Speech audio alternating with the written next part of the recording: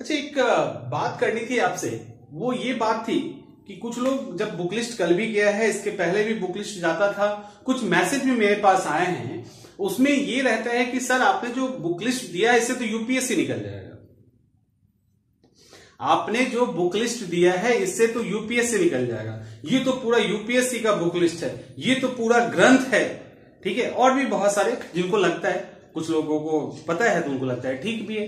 तो स्टूडेंट अलग अलग तरह के होते हैं, सबके अपने ओपिनियन है, तो कोई दिक्कत नहीं है, ओपिनियन देना चाहिए अपना।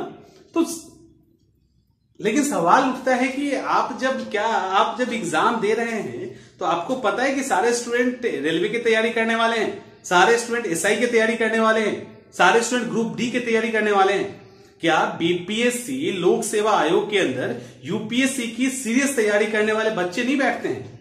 क्या उनका सिलेक्शन हर साल नहीं होता है? तो ये कितना बेतुका सवाल है कि सर ये जो बुक लिस्ट है इससे तो यूपीएससी, अरे जिस बुक लिस्ट को, जिस किताबों को पढ़ के यूपीएससी के बच्चे यूपीएससी के अंदर पेपर दे रहे हैं, काफी सीरियस स्टूडेंट हैं, वो अगर बीपीएससी के अंदर एग्जाम दे रहे तो उनसे क्या आपका कंपटीशन नहीं है? क्या उनसे आपका कंपटीशन नहीं है? क्या आपने मान लिया है कि यहाँ पे सिर्फ ग्रुप डी के बच्चे बैठते हैं, एसएससी की तैयारी करने वाले बैठते हैं? तो जब आपका टक्कर वहां पे है और आपको फाइनल सिलेक्शन लेना है, नहीं लेना है फाइनल सिर्फ बैठना है तो कोई बात नहीं है। लेकिन जब आपको फाइनल सिलेक्शन लेना है तो फिर जब सिलेक्शन लेना है ना, तो बीच में ये नहीं देखना होता है, बीच में ये कभी मत देखो कि इतना पढ़ना पड़ेगा, इतनी मेहनत करनी पड़ेगी, इतनी पेज की किताब है। आपको जाना पड़ेगा, क्योंकि जो लोग वो कर रहे हैं उनसे आगे नहीं रहोगे तो सिलेक्शन कैसे होगा? कैसे सिलेक्शन होगा?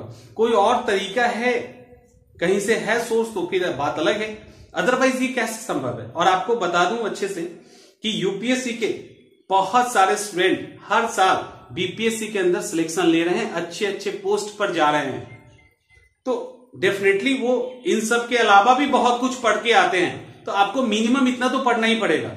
और इतना ही पढ़ने में अगर हालत खराब हो रही है तो फिर मुश्किल है। ठीक है, तो ये एक सजेशन है मेरा कि घबराइए मत। आप ये मान के चलो कि आप जो एग्जाम देने जा रहे हैं वहां सब बेस्ट बैठने वाले हैं। खासकर प्रीलिम्स को जब हटा देना, मेंस के अंदर सिर्फ क्रीम स्टूडेंट आते हैं और वहां से भी और जो क्रीम होते हैं वो सिलेक्ट होके जाते हैं। तो वहां मेंस के अंदर आपकी लड़ाई जो है ना, वो हम बहुत अच्छे स्टूडेंट से होती है, काफी सीरियस स्टूडेंट से होती है। वहां पॉइंट नंबर पर भी वेरिएशन हो जाता है बहुत सारा, सिलेक्शन में थोड़े से नंबर के कारण रैंक काफी ऊपर नीचे हो जाता है। ऐसी स्थिति में अगर आपकी तैयारी मजबूत नहीं होगी, उसी स्टैंडर्ड पे अपनी तैयारी को नहीं रखेंगे, तो फिर उस तरह का सिलेक्शन की उम्मीद कैसे करते हो? पढ़ रहे हो सदी किताब काफी ज्यादा, और सिलेक्शन की उम्मीद वहां कर रहे हैं जो कि काफी अच्छे अच्छे स्टैंडर्ड बुक पढ़ रहे हैं, उनको कंपटीशन देने का दिमाग में सोच रहे हो, साइकोलॉजिकली सोच रहे हैं, प्रैक्टिकली कुछ नहीं कर रहे हैं। प्रैक्टिकली वो चीज भारी लग रही, साइकोलॉजिकल लग रहा है, करे उसने इंटरव्यू दिया था, इतने नंबर से पास हो गए, अरे उसने ऐसा ऐसा किया था, पास हो गया, क्या क्या पढ़ा सुन लिया, किया कुछ नहीं, तो टक्कर देना है उसको, ये कैसे होगा? ये संभव नहीं है। तो संभव तभी होगा ना जब वो टूल्स भी आप यूज कीजिएगा, वो वेपन भी यूज कीजिएगा, वो हथियार भी यूज कीजिएगा।